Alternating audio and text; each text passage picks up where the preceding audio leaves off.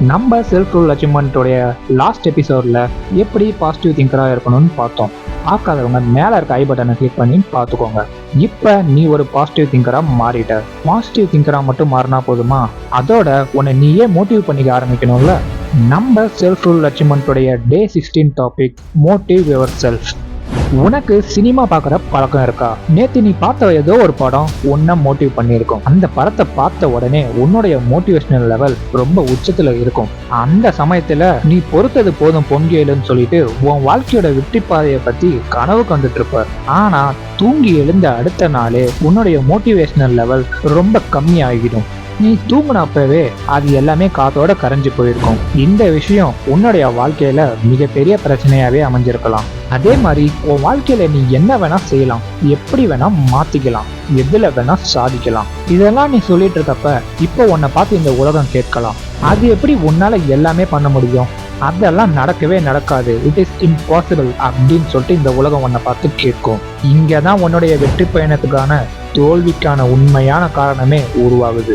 இந்த இடத்துலதான் அந்த 99% மக்கள் தோத்து போறாங்க. ஏன்னு தெரியுமா? உன்னை பார்த்து ஒரு சில விஷயம் பண்ண முடியாதுன்னு சொல்லும் போது உன்னால எப்படி அந்த விஷயம் பண்ண முடியும், அந்த விஷயம் எல்லாம் எப்படி நடக்கும், இதெல்லாம் பாசிபிளானு 1000 கேள்வி உன் மனசுக்குள்ளே கேட்கிறியே.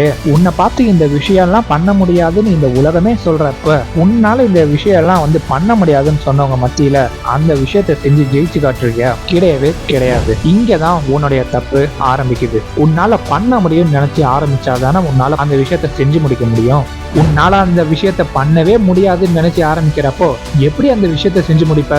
அதனால எப்பயுமே ஒரு விஷயத்த ஞாபகம் வச்சுக்கோ, உன் வாழ்க்கையில என்ன வேணா சாதிக்கலாம், எதுல வேணா ஜெயிக்கலாம். ஆனா அதுக்கு தேவையானது நம்பிக்கை. உன் மேல உனக்கு நம்பிக்கை வேணும். இந்த உலகத்துல ஒன்றும் நடக்காத விஷயத்த பத்தி நான் உன்கிட்ட பேசல. இந்த உலகத்துல எத்தனையோ பேரு ஒண்ணுமே இல்லாத இடத்துல இருந்து அவங்களுக்குன்னு ஒரு தனி இடத்த பிடிச்சிருக்காங்க. கையில 10 பைசா கூட இல்லாம ஆரம்பிக்கிற பிசினஸ் இன்னைக்கு கோடி கணக்குல வருமானம் பார்த்திருக்கு. அவங்களால இதெல்லாம் பண்ண முடியும்னா உன்னாலையும் கண்டிப்பா பண்ண முடியும். அது எப்படி உன்னால பண்ண முடியும் நீ கேட்கறது எனக்கு நல்லாவே புரியுது. ஃபார் எக்ஸாம்பிள், முயலும் ஆமை கதை தான். ஆமை வெற்றி இலக்கு அடைய லேட் ஆகும்னு தூங்கி தோத்து போன முயல் ஏன் தோத்து போச்சுன்னு சொல்லி யோசிச்சு பார்த்திருக்கா? ஏன்னா அந்த முயலுக்கு வேகம் இருந்தும் தேவையான வேகத்துல ஓடாதனாலதான் அது தோத்து போச்சு. அதனால அந்த தோத்து போன முயலை மனசுல வச்சுக்கிட்டு இனி அதே மாதிரி உன் வெற்றி இலக்கு அடைய நீ சரியான பாதையில தேவையான வேகத்துல சிந்திச்சு ஓட ஆரம்பி.